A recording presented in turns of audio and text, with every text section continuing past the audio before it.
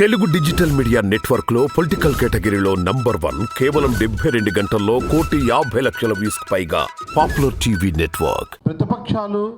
ప్రతిపక్షాలకు సమర్థిస్తున్న ఏవైతే పత్రికలు కానివ్వండి లేదంటే ఛానల్స్ కానివ్వండి వాళ్ళ పాత్ర దాన్ని తిప్పికొట్టాల్సిన బాధ్యత లక్ష్యం వీటి గురించి నేను మాట్లాడాలనుకుంటున్నాను. దేశంలో ఏ రాష్ట్రంలోనూ జరగని విధంగా ఇక్కడ అన్ని కార్యక్రమాలు జరుగుతున్నప్పటికీ కూడా ఈ కార్యక్రమాలని ప్రజలకు చేరువేయకూడదు, ప్రజలకు తెలియకుండా చేయాలి, లేదంటే ప్రజలు దీన్ని తెలుసుకోకుండా చేయాలి. ఇంకొంచెం ముందుకెడితే మనం ప్రజలకి ఈ విషయాల మీద అవగాహన లేకుండా చెడుని ప్రజల మనసుల్లోకి చొచ్చించాలి, వాళ్ళ బుర్రలోకి చొచ్చించాలి, తద్వారా ఈ విషయాలు మరుగున పడాలి అనేటటువంటి ఏకైక లక్ష్యంతో జరుగుతున్న ప్రభుత్వం పైన దాడి ఏదైతే ఉందో, ప్రభుత్వం పైన జరుగుతున్న విష ప్రచారం ఏదైతే ఉందో దాన్ని లక్ష్యంగా పెట్టిన ఈ కార్యక్రమానికి నిజంగా నన్ను ఆహ్వానించడం నాకు చాలా ఆనందంగా ఉంది. నిజంగా ఇప్పటి వరకు మాట్లాడిన వక్తలు అద్భుతంగా మాట్లాడారు, చాలా గొప్పగా మాట్లాడారు. చాలా విషయాలు నాకు తెలియని విషయాలు కూడా ఇక్కడ మరి ప్రస్తావనకు తీసుకురావడం, ఎన్నో గొప్ప విషయాలు మనసులోంచి మాట్లాడిన విధానం చూస్తూ ఉంటే నాకు నిజంగా ఆనందంగా ఉంది. ఏ ఒక్కరూ కూడా ఏదో పేపర్లో చదివినట్టుగానో లేదంటే ఏదో సమావేశాన్ని పిలిచారు కాబట్టి కొన్ని విషయాలు చెప్పిపోదాం అనే విధంగానో కాకుండా ప్రభుత్వం పైన జరుగుతున్న దాడిని నిర్ద్వందంగా వ్యతిరేకించాలి, తిప్పికొట్టాలి అనేటటువంటి కార్యక్రమాన్ని మరి తీసుకున్న ఈ కార్యక్రమం ఒక డేవిడ్ ఏ విధంగా వ్యతిరేకించాడో గతంలో, ఆయన యూదులపై ఏ విధంగా దాడిని ఆపాడో, రక్షణగా నిలబడ్డాడో, అదేవిధంగా ఈ రాష్ట్రంలో జరుగుతున్న ఈ దాడిని, ఈ రాష్ట్రంలో జరుగుతున్న ఈ అక్రమాన్ని, ఈ రాష్ట్రంలో ఈ ప్రభుత్వం పైన, ఈ జగన్మోహన్ రెడ్డి గారి పైన, సీఎం గారి పైన జరుగుతున్న దురుద్దేశాన్ని, కుట్రలను ఒక యోధుడిగా డేవిడ్ లాగా మరి జగన్మోహన్ రెడ్డి గారు అడ్డుకట్టవేయడమే కాదు, దాన్ని పూర్తిగా సమర్థవంతంగా తిప్పికొట్టడంలో విజయాన్ని సాధించిన మన సీఎం గారిని నిజంగా మనం అందరం కూడా అభినందించాలి. అభినందించడమే కాదు, ఇక ముందుకు తీసుకెళ్లాల్సిన బాధ్యతను కూడా ప్రతి జర్నలిస్టు కూడా తీసుకోవాలి. ప్రతి జర్నలిస్టు ఆయన వారసుడిలాగా, ఒక డేవిడ్ లాగా, అంటే ఎందుకు చెప్తున్నాను అంటే ఈ విషయం, చెడు మీద మనం యుద్ధం చేయాలి. మంచిని ఏ విధంగా వాళ్ళు నాశనం చేయాలనుకుంటున్నారో, మంచి చేయకుండా అడ్డుపడాలనుకుంటున్నారో, మంచిని తిప్పికొట్టాలనుకుంటున్నారో, ఈ మంచి పనులన్నీ కూడా పేద ప్రజలకు, మధ్యతరగతి ప్రజలకు, బీసీ, ఎస్సీ, ఎస్టీ, మైనార్టీలకు, వాళ్ళతో పాటుగా అగ్రవర్ణాల్లో ఉన్న పేదలకు కూడా ఈ సంక్షేమం అందకూడదు, ఈ రాష్ట్రం అభివృద్ధి పదంలో ముందుకు వెళ్ళకూడదు అనేటటువంటి దృష్టితో ఏ విధంగా అయితే ఈ దురాక్రమణంగా అర్ధసత్యాల్ని, అసత్యాల్ని, దుర్మార్గాన్ని, విషప్రచారాన్ని ఏ విధంగా చేస్తూ ఉన్నారో వీటన్ని కూడా తిప్పికొట్టే కార్యక్రమంలో భాగంగా మనమంతా కూడా ఆయనకు వారసులుగా ఒక డేవిడ్లా మారాల్సిన అవసరం ఉంది అనేటటువంటి ఉద్దేశాన్ని నేను వ్యక్తపరుస్తూ ఉన్నా. అంతేకాదు, ఇవాళ జగన్మోహన్ రెడ్డి గారు అధికారంలోకి వచ్చిన తర్వాత ఏ రాజకీయ పార్టీ అయినా, ఏ నాయకుడైనా మొదటగా అధికారం కావాలి, ఆ తర్వాత దాన్ని మర్చిపోవాలనేటటువంటి పద్ధతిలో ఈ ప్రతిపక్షాలు ఇప్పటివరకు అనుసరించిన కార్యక్రమాన్ని మనం చూసాం. గత ఎన్నికల్లో మేనిఫెస్టోని అధికారంలోకి వచ్చిన మరుక్షణమే తెల్లారే ఆన్లైన్ నుంచి తీసి పారేసిన చరిత్ర ఒక పార్టీది కాదా? మనం చూడలేదా? ప్రజలకు తెలియదా?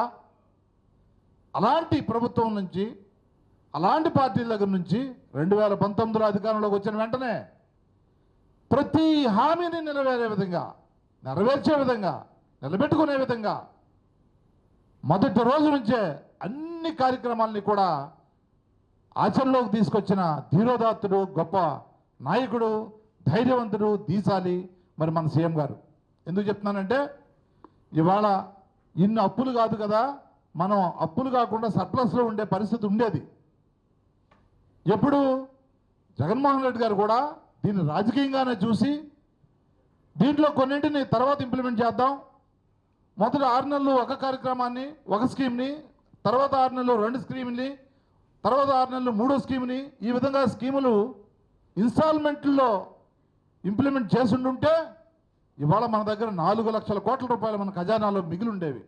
కానీ అలా భావించలేదు, రాజకీయాన్ని చూడలేదు, డబ్బు వెనకదిలేసుకోవాలనే పద్ధతిని చూడలేదు.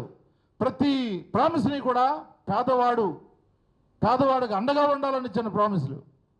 ఆయన ఏదైతే పాదయాత్ర చేశారో ఆ పాదయాత్రలో పేదవాడి గుండె చప్పుడు విన్నాడో, పేదవాడి కష్టాలను చూశాడో, పేదవాడి నుంచి సూచనలు తీసుకున్నారో, ఆ కష్ట నష్టాలను తీర్చాలని ప్రామిస్ చేశాడో అవన్నిటినీ కూడా తూచా తప్పకుండా డెలివరీ చేస్తాను, వాళ్ళకి అండగా నిలబడతాను, మొదటి రోజు నుంచే పేదవాడి కళ్ళలో ఆనందం చూస్తాను అనేటటువంటి ఉద్దేశంతో మరి కొన్ని అప్పులు చేసినప్పటికీ కూడా అప్పుల వృద్ధిలో మనం ఆ రోజు కంటే కూడా 2014-19 కంటే కూడా 19-24 వరకు మీరు చూసుకోండి, మనం తగ్గుముఖంలో ఉన్నాం తప్ప పెరగలేదు. కానీ విష ప్రచారం అప్పులైపోయాయి, 10 లక్షల కోట్లు అప్పులైపోయాయి.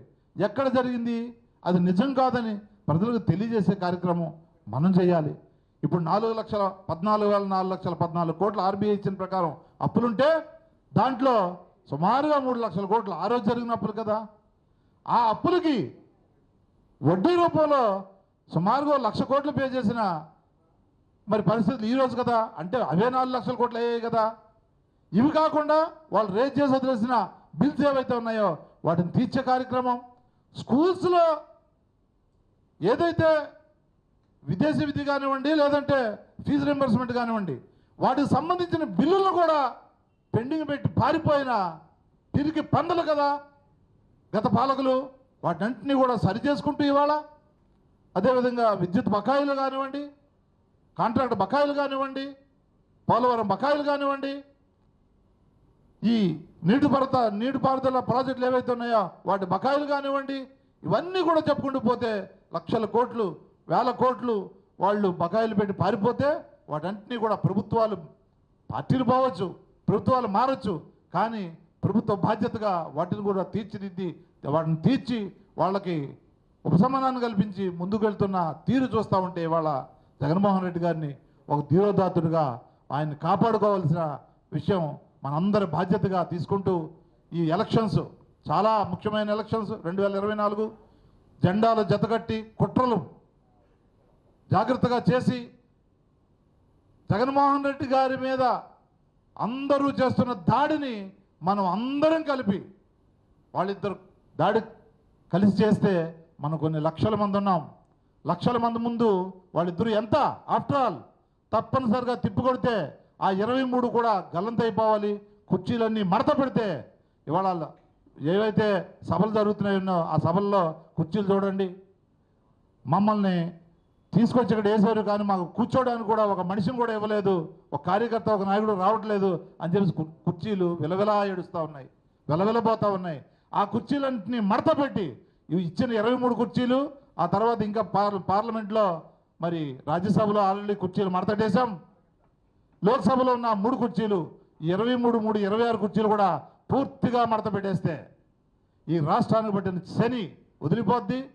మనం రాష్ట్ర ప్రభుత్వ తరపున, రాష్ట్ర ప్రజల తరపున చేయాల్సిన కార్యక్రమం కూడా బ్రహ్మాండంగా దిగ్విజయంగా జరుగుతుందని నేను ఆశిస్తూ మరి కొన్ని విషయాలు ఇందులో చెప్పాల్సిన అవసరం ఉంది. పెత్తందారులకు షాక్ ఇచ్చిన జగన్ గారు 5 ఏళ్లలో 5,27,000 కోట్ల రూపాయలను రాష్ట్ర జీడిపిగా పెంచడం జరిగింది.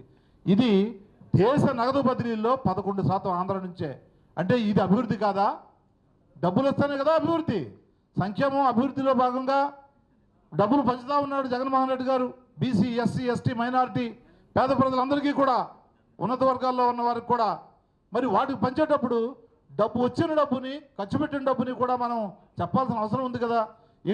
మిగతా రంగాల్లో మనం ముందడుగేస్తున్న విషయాలను కూడా ఈ దేశానికి మన రాష్ట్ర ప్రజలకు చెప్పాల్సిన అవసరం ఉంది కదా. దాంట్లో భాగంగా దేశ నగదు బదిలీల్లో 11% మన రాష్ట్రంలో.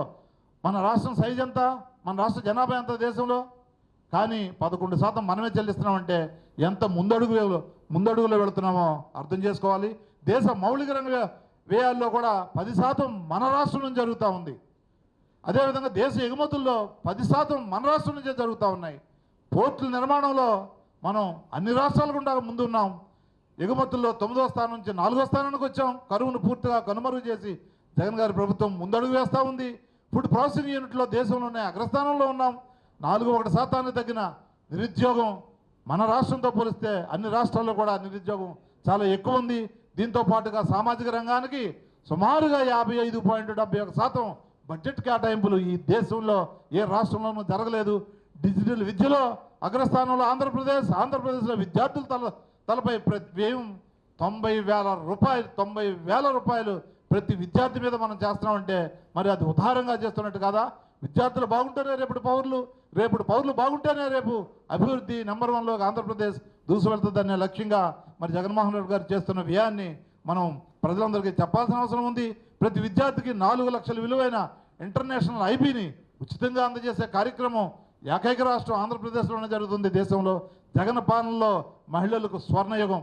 ప్రతి పోస్టులో కూడా అది చైర్మన్లు కానివ్వండి, మేయర్లు కానివ్వండి, డైరెక్టర్లు కానివ్వండి, మున్సిపల్ చైర్మన్ కానివ్వండి, లేదంటే కోఆపరేటివ్ ప్రెసిడెంట్లు కానివ్వండి, అదేవిధంగా ఏ దేవాలయం చూసుకున్న ట్రస్ట్ బోర్డు మెంబర్లు కానివ్వండి, వీళ్ళంతలో కూడా మరి మహిళలకు ప్రధాన స్థానం కల్పించి సగభాగాన్ని కల్పించి మరి మహిళా సాధికారతకి ఈ దేశంలోనే ఏ రాష్ట్రంలోనూ జరగని విధంగా మన రాష్ట్రంలో జరుగుతూ ఉంది. అది కూడా మనం ప్రజల్లోకి తీసుకెళ్ళాలి, ముఖ్యంగా మహిళల్లోకి తీసుకెళ్లాల్సిన అవసరం ఉంది. ఎందుకంటే మహిళలకు ఇంత జరిగినా కూడా నాకు తెలిసి మహిళలు అంతే ఉత్సాహంతో ముందుకు వస్తున్నారని అయితే నేను భావించడం లేదు.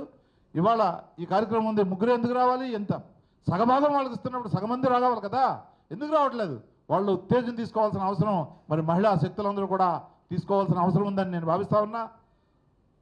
సంక్షేమ పథకం ఏదైనా కానివ్వండి అది మహిళల పేరు మీదే. 31 లక్షల ఇళ్ళు ఇస్తే అవి మొత్తం మహిళల పేరు మీదే. మరి చదువుల్లో కూడా విదేశీ విద్యా విధానం చూసినా, విదేశీ విద్యా సహకారం చూసినా, లేదంటే లోకల్లో ఇస్తున్న ఈ విదేశీ కార్యక్రమాల్లోనూ లోకల్ కార్యక్రమాల్లోనూ కూడా ఇవాళ మహిళలే ముందుంటా ఉన్నారు. విద్యా దీవెన, వసతి దీవెన, విదేశీ విద్యా దీవెన, అదేవిధంగా విదేశీ విద్యతో పాటు విద్యా కానుకలు ఇవన్నీ కూడా మహిళలే ముందుంటున్నారు. కాబట్టి వాళ్ళందరినీ మరి వాళ్ళకి తెలిసే విధంగా మనం ఒక చారిత్రాత్మకంగా ముందుకు అడుగు వేయాలని చెప్పేసి భావిస్తూ మహిళలకు ఇప్పటికొచ్చి 11.4 లక్షల కోట్ల రూపాయల సంపదని జగన్ గారు ఇవ్వడం జరిగింది. ఏ విధంగా ఇచ్చారు అంటే ఇళ్ల స్థలాలపై మహిళలకు 7.75 లక్షల కోట్ల రూపాయలు, 31 లక్షలు అయితే ఇళ్ల స్థలాలు ఇచ్చారో దానికి 2.266,000 కోట్ల రూపాయలు గృహాణాల పంపిణీ ద్వారా మరి ఈ విధంగా పంచుకుంటూ మహిళల పేరు మీద ఇస్తున్న జగన్మోహన్ రెడ్డి గారికి మనంతా కూడా ఈ ఎలక్షన్లో సహాయ సహకారాలు అందిస్తూ సపోర్ట్ చేసి 2024 చారిత్రాత్మక విజయాన్ని ఆయనకు అందించే కార్యక్రమంలో మన పాత్రికేయులందరూ కూడా ప్రధాన పాత్ర పోషించాలని చెప్పేసి కోరుకుంటూ ఈ అవకాశాన్ని ఇచ్చిన మరి కృష్ణరాజు గారికి మిగతా పెద్దలకు నేను నమస్కారాలు తెలియజేస్తూ సెలవు తీసుకుంటా ఉన్నా.